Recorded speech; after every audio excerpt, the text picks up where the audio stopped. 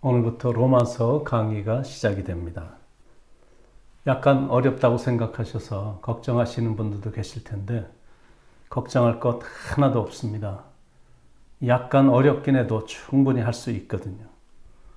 원래는 제가 일주일에 2번 강의를 하려고 했는데 6월 한 달 동안 매일 새벽마다 한 15분에서 한 20분 정도로 할애해서 강의를 하려고 합니다.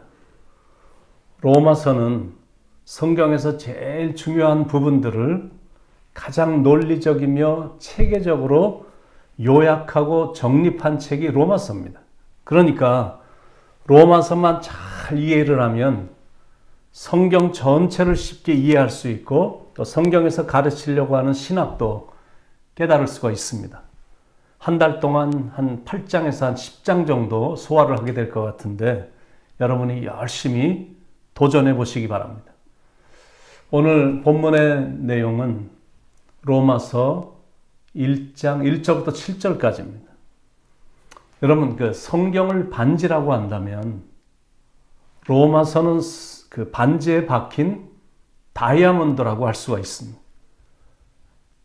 장로교를 창설한 존 켈빈 목사님은 로마서는 성경의 모든 보화들을 이해하도록 인도하는 문이다 이렇게 말을 했고, 마르틴 루터는 로마서는 신약 성경의 중심이 되는 책이며 가장 순수한 복음이다.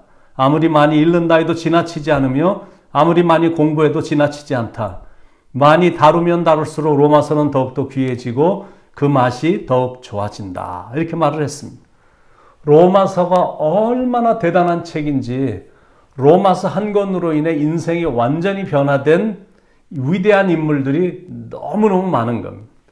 존 켈빈, 장로교 창설자 존 켈빈도 그렇고, 종교개혁가 마르틴 루터도 그렇고, 또 감리교를 창설한 요한 웨슬레도 그랬고, 세인 어거스틴, 윌리엄 틴데일, 그 외에도 수두룩하게 많습니다. 다 로마서를 통해 주님의 음성을 듣고 담대한 개혁자들이 됐고 훌륭하고 위대한 인생을 살게 된 겁니다. 자, 로마서를 쓴 저자가 대체 누굴까? 로마서를 쓴 저자는 사도 바울입니다. 1절에 예수 그리스도의 종 바울은 사도로 부르심을 받아 하나님의 복음을 위하여 택정함을 입었으니. 언제 로마서가 쓰여졌을까요? 사도 바울이 제3차 전도 여행 중에 고린도에 잠깐 머물면서 겨울을 보냈는데 그때 로마서를 쓴 겁니다. 주 58년, 59년경에 바울이 감옥에 투옥됐으니까 사도 바울의 마지막 서신인 겁니다. 왜 로마서를 썼을까? 오순절 성령 강림 때 예루살렘에 왔던 유대인이면서 로마 시민권을 갖고 있었던 자들 중에 마가의 다락방에서 회심한 사람들이 로마에 돌아가서 로마 교회를 개척한 겁니다. 그러니까 로마 교회는 평신도들에 의해서 개척된 교회입니다. 그래서 성도들의 신앙이 순수했고 늘 은혜로 충만했고 핍박 속에서도 항상 기뻐했습니다. 모이라고 특별히 광고를 안 해도 그들은 자연스럽게 모였고, 모이면 깨달은 말씀과 간증들을 서로 나누었고 하나님을 힘있게 찬양하며 기쁘고 힘차게 신앙생활을 했습니다. 그런데 시간이 가면서 지금의 중국 교회, 지하교회처럼 이제 문제가 생긴 겁니다. 체계적으로 훈련받은 목회자가 없다 보니까 이제 교리가 약하고 신학이 약한 겁니다. 그러니까 이단이나 타종교나 그 당시 창궐했던 그리스 철학이 공격해 오면 그들을 향해서 강력하게 대응할 수가 없었던 겁니다. 그리고 교인들 중에 유난히 율법주의적인 신앙관을 가진 교인들이 있어서 그들을 대처할 방법이 없는 겁니다. 그래서 바울은 로마 교회가 안고 있는 이런 취약점을 보완해주고, 또 자기가 개척한 교회는 아니지만 체계적인 교리를 담은 로마서를 그들을 위해서, 그들이 그 견고한 교회를 세워나가길 바라는 마음으로 이제 로마서를 집필하게 된 겁니다. 근데 로마서를 쓴 다른 이유가 또 있는데, 그건 뭐냐면 시간이 가면서 은혜가 식어진 사람들에게 다시 불을 붙여줘야 될 필요성을 느꼈기 때문에, to ignite the fire again. 그 식어진 그 심령에 다시 한번 뜨거운 불을 붙여주기 위해서 로마서를 집필한 것이다라는 그런 의미에서 우리에게도 절실히 필요한 서신이 로마서인 겁니다. 가슴이 많이 차가워졌잖아요. 뜨거움과 열정도 많이 식었고 그러니까 그 식어진 가슴에 우리의 가슴에도 다시 불을 붙여야 된다는 거예요. 여러분 예수가 정말로 필요한 곳은 물론 교회 밖입니다. 그러나 실은 교회 안에도 예수가 절실히 필요합니다. 말씀 앞에서 다시 한번 깨어지고 십자가 앞에서 다시 한번 정신을 바짝 차려서 신앙생활을 해야 될 사람들이 교회 안에 무척 많은 겁니다. 그러니까 사도 바울이 쓴 로마서는 그 당시에도 절실히 필요한 메시지였지만 신앙생활은 오래 했어도 여간에서 변화되지 않는 우리에게도 현대를 살아가고 있는 이 현대 신앙인들에게도 절실히 필요한 말씀입니다. 그러므로 이번 로마서 강의는 다른 사람이 들어야 할 메시지가 아니라 내가 반드시 들어야 될 메시지라 생각하고 여러분들이 시간 진지하게 임하시길 바랍니다. 사도 바울은 세 가지로 자기 자신을 소개합니다. 첫째는 종으로 소개합니다. 1절에 예수 그리스도의 종 바울은 다메섹에서 예수님을 개인적으로 만나면서 그 인생관이 가치관이 완전히 바뀌었습니다. 자기가 누구인지 그리고 앞으로 어떤 사람이 되어야 될지를 분명히 발견한 겁니다. 그거는 I am a servant of Jesus Christ. 나는 예수 그리스도의 종으로 살아야 된다. 이것입니다. 사람들은 남의 지배를 받는 걸 싫어하죠. 그런데 바울은 스스로 종이 되길 원했고 자기를 당당하게 종으로 소개를 했습니다. 그 당시 종은 주인을 위해 일하는 기계나 당나귀와 같은 존재였습니다.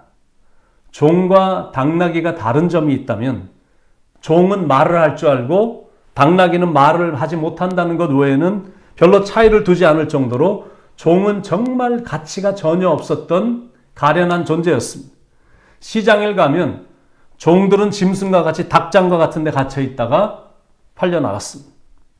종은 주인이 시키는 대로만 하는 존재입니다. 가라고 하면 가고 오라고 하면 오고 팔리면 새 주인한테 가는 거고 안 팔리면 팔릴 때까지 닭장 같은 데 들어가서 군소리 없이 가만히 있어야 됩니다. 자기 생각이나 의견도 절대 낼 수 없습니다. 그리고 일을 아무리 열심히 해도 대접을 받거나 칭찬받는 것도 전혀 기대할 수 없습니다.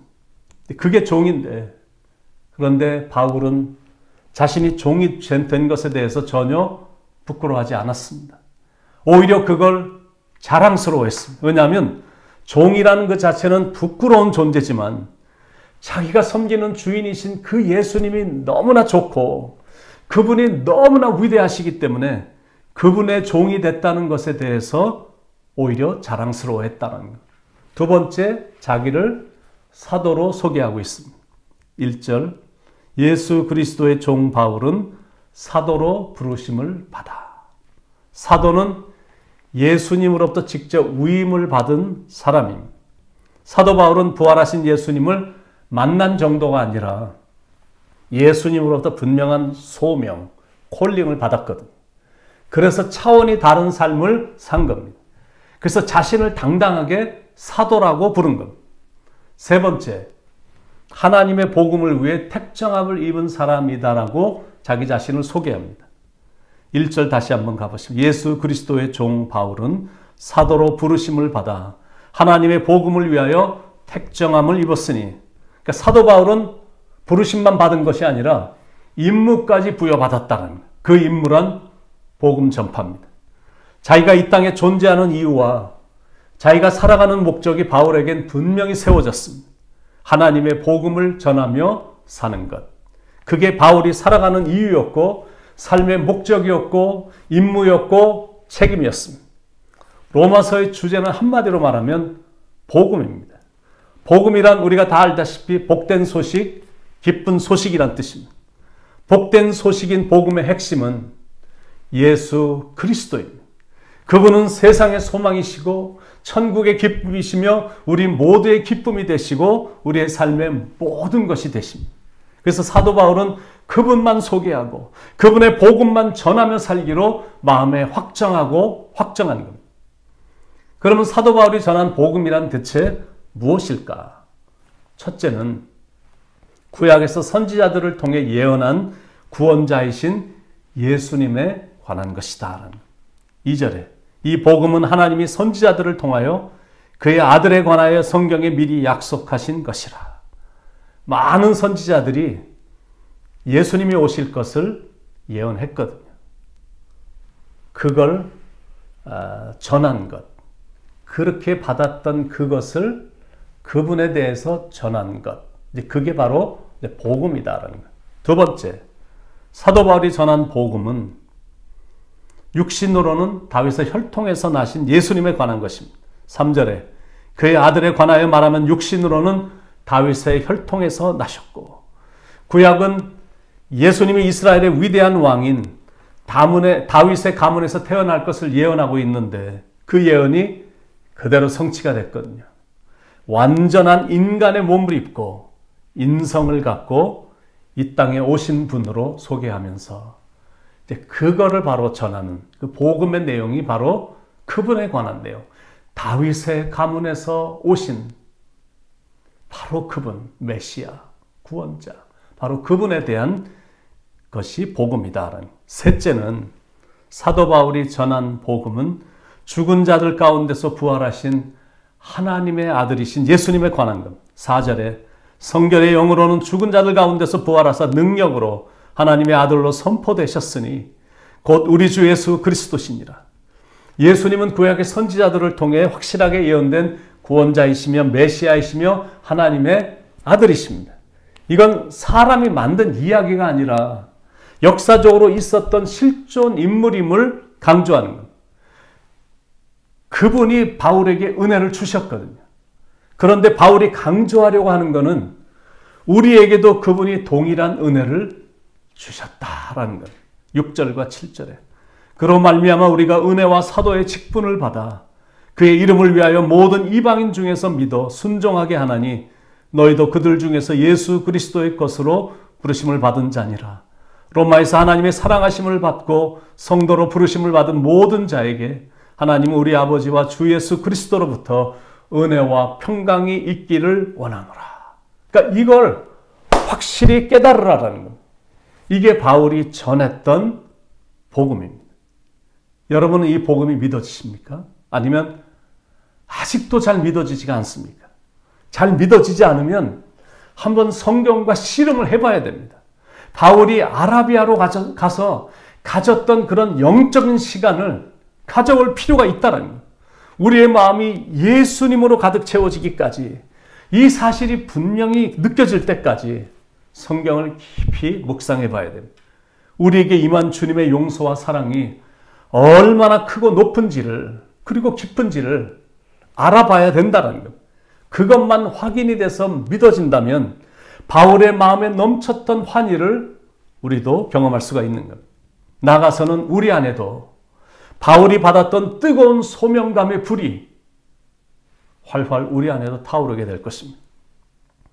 로마서 강의를 시작하면서 여러분에게 질문해 보겠습니다. Are you the one? 여러분이 바로 그런 사람이냐라는 것. Can you commit yourself to Jesus Christ? 여러분은 주님께 이런 헌신을 할 수 있냐라는 것. 왜 헌신을 해야 되냐면 바로 예수님 때문입니다.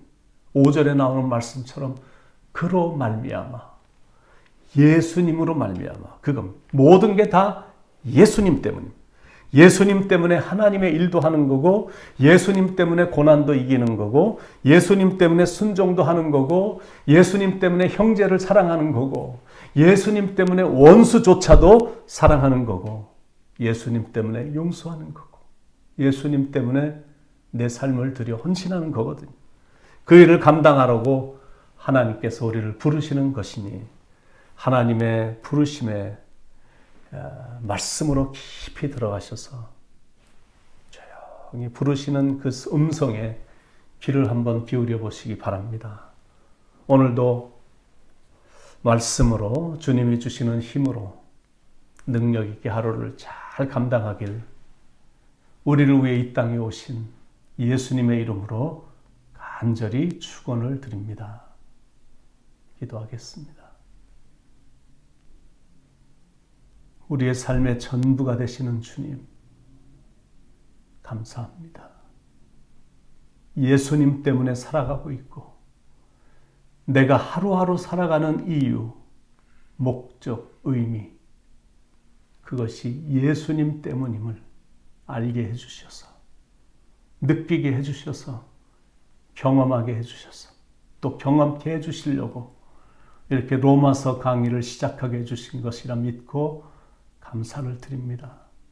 시간 성령께서 역사해 주셔서 우리의 식어진 영혼이 불같이 뜨거워지게 하시고 이 시대에 꼭 필요한 예수님을 증거하고 복음 전하는 그 일을 위해 우리를 사용해 주시길 간절히 바랍니다.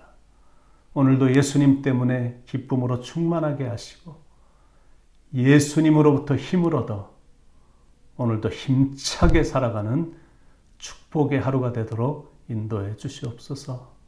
우리를 변함없이 사랑하시는 예수님의 이름 받들어 간절히 기도드립니다. 아멘.